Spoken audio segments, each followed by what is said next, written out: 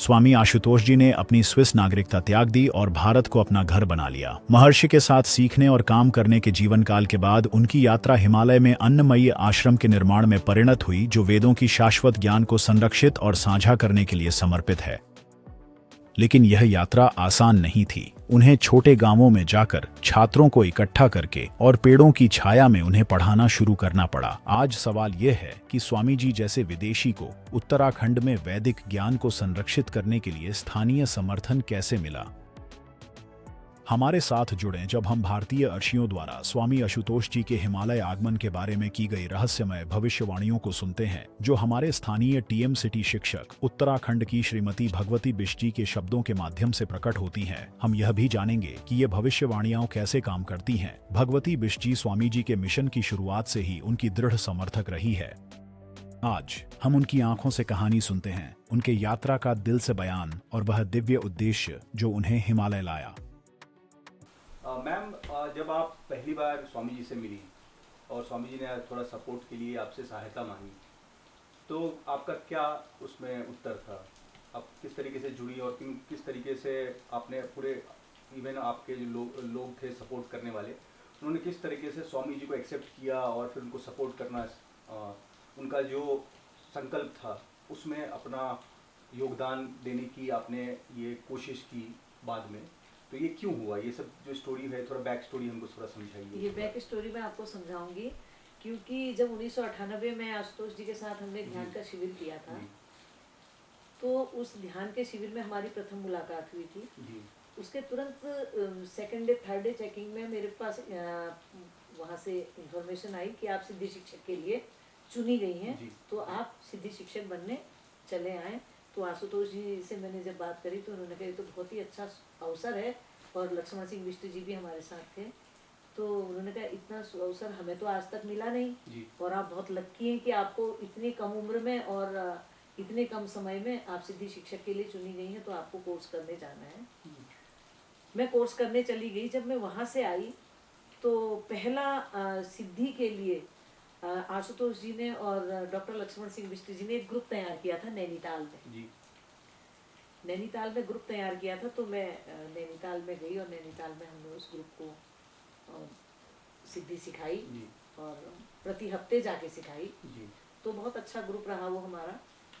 उसमें जो यहाँ के ट्रस्टी लोहनी जी हैं, उन्होंने भी प्रतिभाग किया था, और डॉक्टर लक्ष्मण सिंह बिष्ट जी की वाइफ डॉक्टर गंगा बिष्ट जी थी, तो उन्होंने भी प्रतिभाग किया था।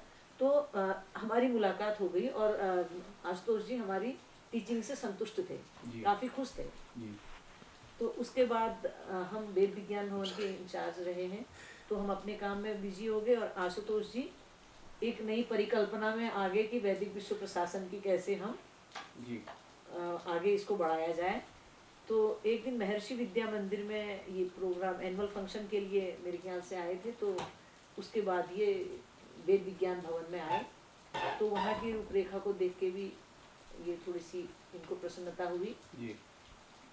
फिर 2001 में मेरा ट्रांसफ़र हुआ, तो मैंने ट्रांसफ़र में न जाकर हमारे एक पारिवारिक गुरु जो थे शंकर महाराज जी, जो नंतिन महाराज जी के शिष्य हैं, तो अभी भी अपने उसमें बैठे हुए हैं वो, तो उनके पास गई। तो मैंने उनको अपना ट्रांसफ़र लेटर दिखाया, तो ट्रांसफ़र लेटर दिखाया तो उन्होंने मुझको एक आज्ञा दी। उन्होंने कहा देखो तुम परिवार वाली हो, महर्षि जी को इतना मानती हो, और महर्षि जी ने जो कहा है उसको मानो, 100 से 9 अच्छे होंगे। उनका एक वर्ड मिलता था, 100 से 9 अच्छे, यानी कि 100 रुपये लेने के लिए अगर आप बाहर जाओगी तो आपके तमाम खर्चे होंगे, और 9 रुपये लेके अगर अपने घर पे रहोगी तो आप ज़्यादा सुकून में रहोगी। काम तो आप कहीं भी कर सकती हो, आप न जाके अपने घर पर ही इस कार्य को शुरू करो। तो मैं बड़ी चिंतित थी, मैंने कहा घर पर कैसे होगा? तो उन्होंने कहा एक कमरे को ध्यान कक्ष बना लो और उसमें गुरुदेव की फोटो रख लो, और आपके भाव अगर अच्छे हैं तो लोग जिसको सीखना होगा वो आपके पास आ जाएंगे, और उनकी जो दक्षिणा राशि आप पर आएगी तो गुरुदेव के चरणों में रखते हुए गुरुदेव से मांग लेना, तो आपको बाहर जाने की जरूरत नहीं होगी। तो मैंने वही किया।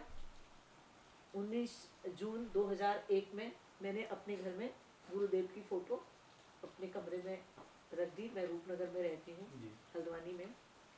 तो उसी दौरान फिर आशुतोष जी ने घर तो मेरा देख ही लिया था, तो आए बीच में तो कहने लगे मिसेज बिष्ट मैं ये काम करना चाहता हूँ, जी तो आप मेरा सहयोग करेंगी, जी आप सिद्धि शिक्षिका तो हैं, सिद्धि सिखा देंगी।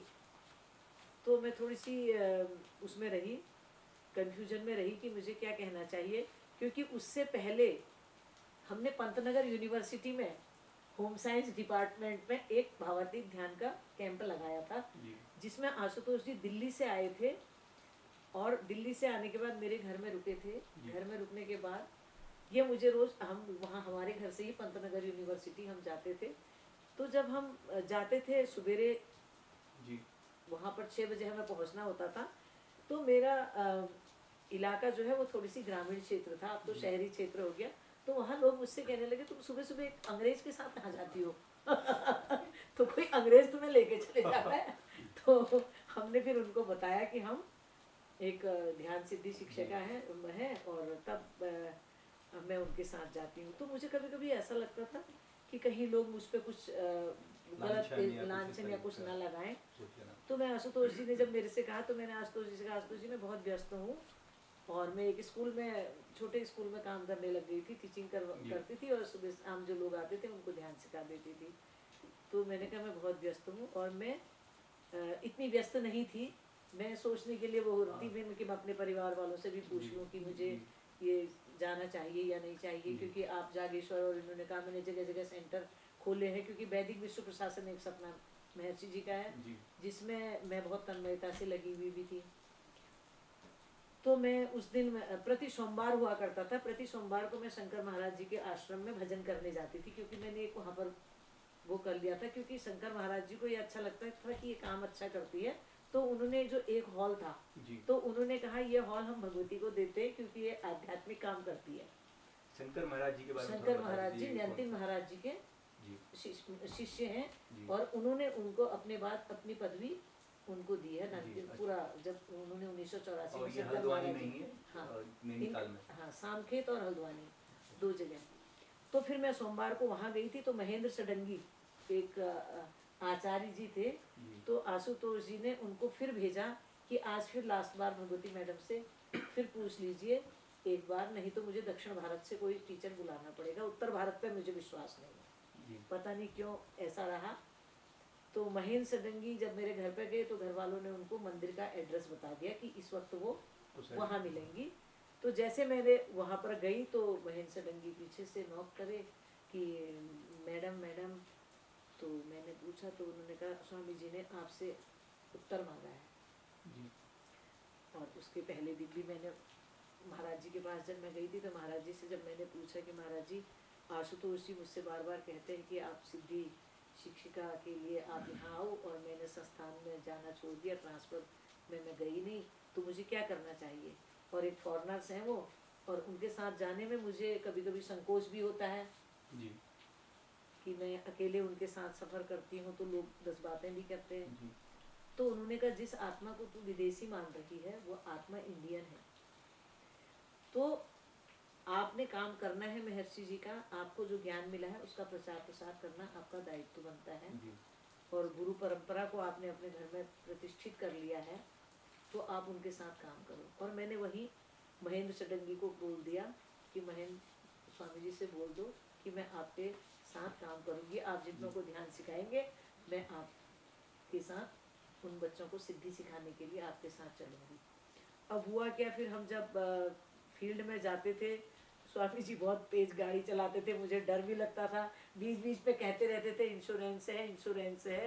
तो जब मैं सवेरे निकलती थी, तो क्योंकि मेरा भी दायित्व तो बहुत था, शनिवार को मैं निकलती थी, तो इतवार की शाम को मैं कहती थी कि स्वामी जी मुझे मेरे घर पर छोड़ो, शनिवार के दिन हम कभी आरतोला होते थे, तो फिर दनिया नायल जागेश्वर ऐसे क्लास लेते थे, और कभी हम रामनगर होते थे, कभी हम गोलापार में होते थे, ऐसे लोकल का तो हमारा भ्रमण हो जाता था, लेकिन जब एक डिस्ट्रिक्ट से दूसरे डिस्ट्रिक्ट में जाना है तो फिर वहाँ रात्रि विश्राम के लिए हमें रुकना पड़ता था। खैर आशुतोष जी पूरी केयर के साथ हमें लाते थे, मेरी पूरी व्यवस्था करते थे और टाइम पर मुझे घर छोड़ते थे। जी। तो फिर ये बात हमारे 6 हफ्ते तक चली कि प्रथम सेट एक हफ्ते में, दूसरा सेट दूसरे हफ्ते में। तो इस तरह से हमारे कार्यक्रम चले। तो फिर ये हुआ कि बच्चे बहुत अच्छा अनुभव कर रहे हैं। तो फिर हमने आशुतोष जी से कहा कि आशुतोष जी अब ये आधा को मतलब कंप्लीट तो हो गया है, लेकिन जो मेन महर्षि जी की यौगिक फ्लाइंग है, जी। तो इस यौगिक फ्लाइंग को हम ऐसे नहीं दे सकते हैं। जी। क्योंकि हम अगर ऐसे देंगे तो कैसे व्यवस्था की, किसी के हम मकान की छत में सूत्र दे रहे हैं और कहीं पेड़ों के नीचे दे रहे हैं और किसी के घर में उनका कमरा खाली करके उसमें दे रहे हैं। लेकिन बहुत अच्छा सहयोग हमारे उत्तराखंड में यहाँ पर हमारे वैदिक पंडितों का रहा, जिन्होंने ग्रुप में हमारा साथ दिया। नायल में गिरीश जी थे, रामनगर में लोहनी जी थे।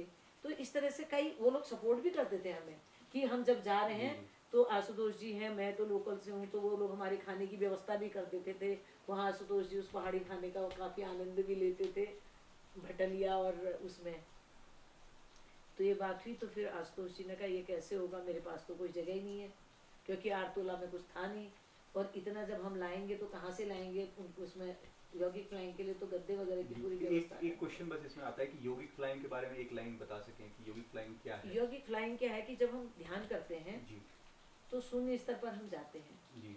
तो शून्य स्तर पर जाने का हमें वो अनुभव हो जाता है कि हम भावातीत हो रहे हैं। जी। तो अपने चंचल मन को हमने शांत किया, क्योंकि विचार के मूल स्रोत पे है।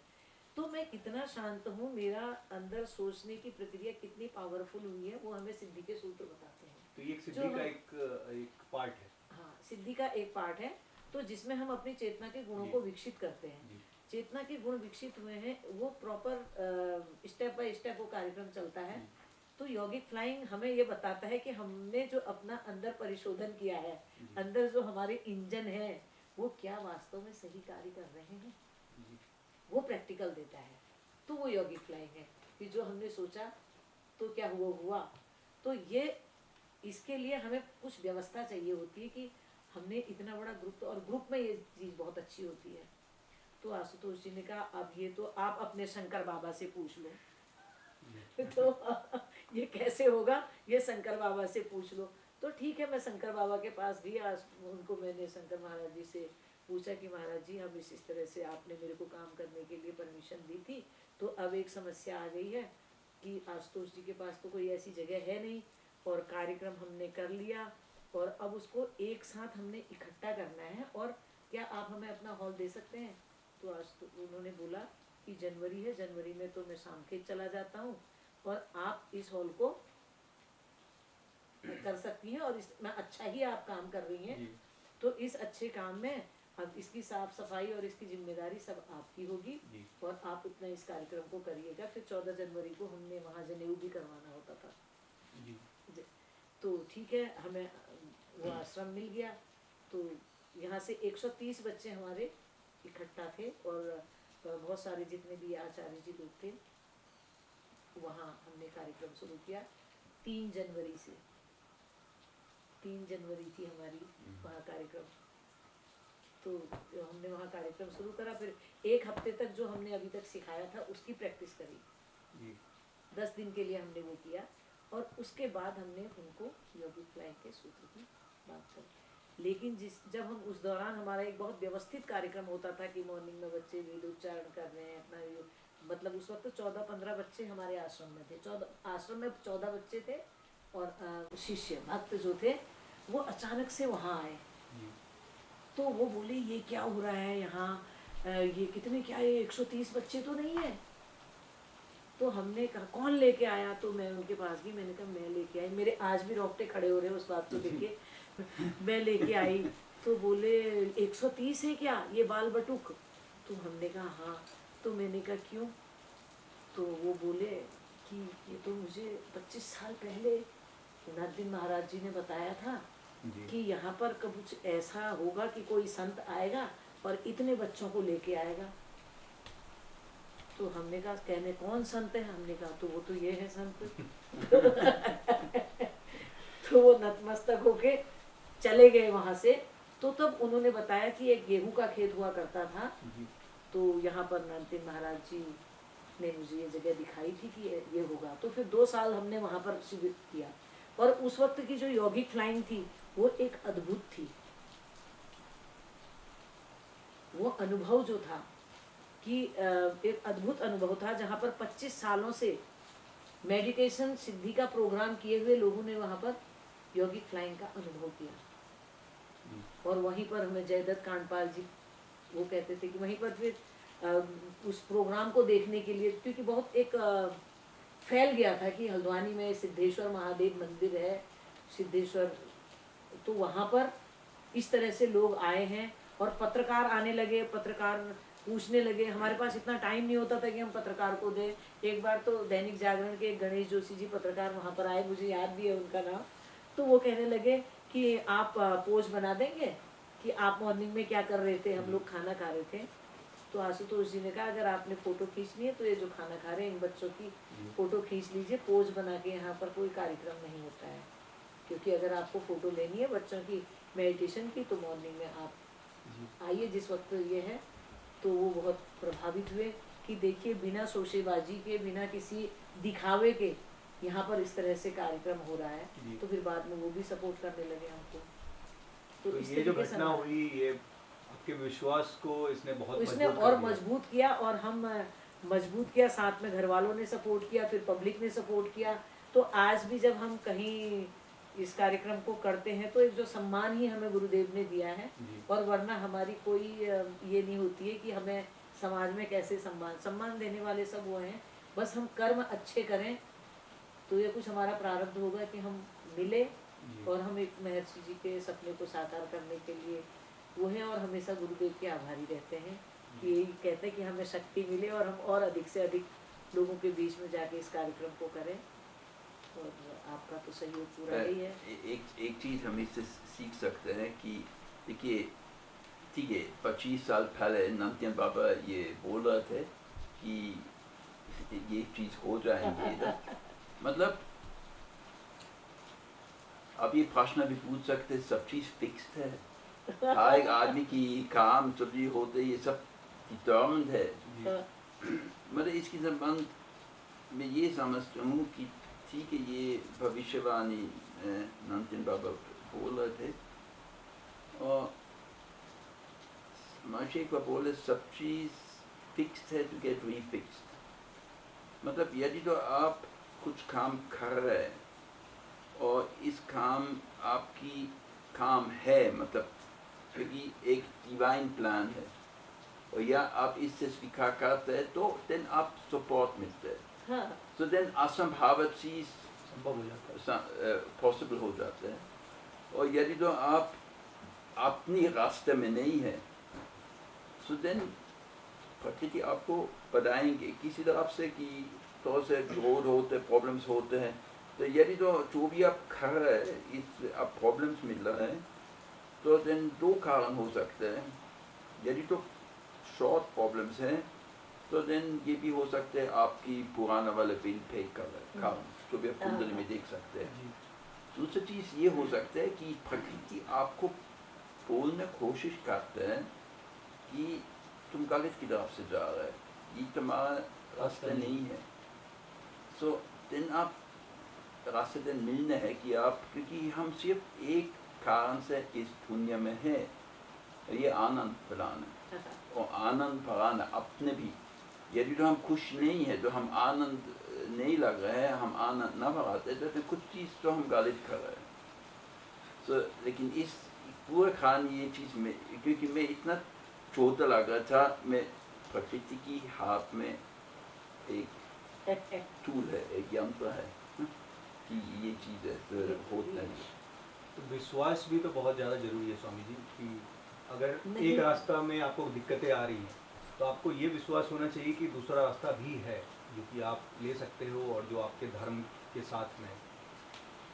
हाँ ठीक है, मतलब लेकिन इसलिए बहुत ज़रूरी है कि हाँ एक आदमी अपनी लाइफ में मन हमेशा शांत रखते हैं, कि अपनी ध्यान के अनुभव, ध्यान के अभ्यास करते हैं।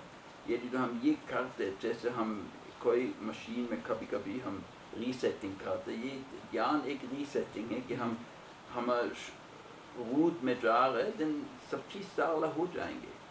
जी तो ये जो हमारा पूरा टीचिंग है, ये पूरा वेद की टीचिंग है, ये पूरा योग की लक्ष्य है कि लोग ये अनुभव कर सकते हैं हर आदमी, लाइफ सरल हो जाते हैं और आनंद से हो जाते हैं। ये सब चीजें हैं, मतलब एक है गुरु तत्व, एक है जी। गुरु तत्व अव्यक्त है। वैसे कि हम कहते हैं कि जब हमने कहा कि गुरु ब्रह्मा गुरु विष्णु गुरु देवो महेश्वरा, जब करने वाले सब वो हैं, तो फिर हमें वैसे ज़्यादा चिंता भी नहीं होनी चाहिए। मेन समर्पण है कि हम अपने कार्य के प्रति कितना समर्पित हैं। हम न सोचे हमें क्या मिला है, जी हम ये सोचे किया क्या है अर्पण। मेन चीज़ है। इसके संबंध में देखिए, यदि तो मैं महर्षि से बहुत क्लोज हो गया, नज़दीक हो गया, तो कभी महर्षि ऐसे बोल रहे थे, ये चीज़ तुम मिले है क्योंकि तुम इस मंदिर में ध्यान किए है, आप देखेंगे। तो ये इस भगवान के आशीर्वाद है। तो हम एक चीज़ भूल जा रहे हैं, क्योंकि हम ये ज़्यादा से ज़्यादा लोग ये अनुभव न करते हैं। लेकिन यदि तो हम मन थोड़ा से सूक्ष्म हो जाते हैं, then हम देखते हैं कि अधिदैविक है, और अधिदैविक के अनुसार यदि तो हम अधिदैविक के अनुसार रहते हैं और अधिदैविक को हम सपोर्ट करते हैं, then हम उनकी सपोर्ट मिलेंगे और सब चीज़ सरल हो जाएंगे। जी लेकिन एक चीज़ क्लियर होना चाहिए कि हम जानते हैं हम क्या करना चाहते हैं, अदरवाइज प्रकृति कंफ्यूज हो जाते हैं। यदि तो एक आदमी बैठ रही है, कभी ये कभी ये कभी ये कभी ये, दिन कुछ नहीं होते हैं। हम एक संकल्प के साथ आगे एक आदत होना चाहिए, मन क्लियर होना चाहिए, मेरा लक्ष्य ये है। जैसे हम उनसे सीखा, ये है रमेश है कि ये चाहिए CEO, बोले मेरा मन में क्लियर था, मैं CEO की जिम्मेदारी लेना चाहते हैं, और दिन ये भी हो गया। जी और ये पोजीशन कोई बार मिल गया और अच्छी तरह से एग्जीक्यूट किए, क्योंकि ये मन की संकल्प है। जो भी मन चाहते हैं हो जाएंगे, यदि तो हम एक दिन पूरा प्रकृति हम लोग को मदद देने शुरू करते हैं। जी मैम, इसको ख़त्म करने से पहले मैं बस आपसे एक स्तोत्र सुनना चाहूँगा, क्योंकि आप बहुत सारे स्तोत्र सुनाती हैं और आपको पता है सबके बारे में, हमारे वेद में बहुत सारे स्तोत्र हैं इस तरीके के। एक स्तोत्र मैं से खत्म एक कर सकें उससे बताती हूँ कि मेधा सूक्तम का पहला सूक्त जो है मेधा सूक्तम में, कि किसी भी मतलब मंत्र पुष्पम मैंने एक पुस्तक पढ़ी थी, उसमें किसी सूक्त से भी पहले अगर हम भाव से जी इस सूक्त को पढ़ लेते हैं, जिसको मैं ऊपर हूँ कि उसमें माँ सरस्वती से हम आराधना करते हैं, तो वो ये है,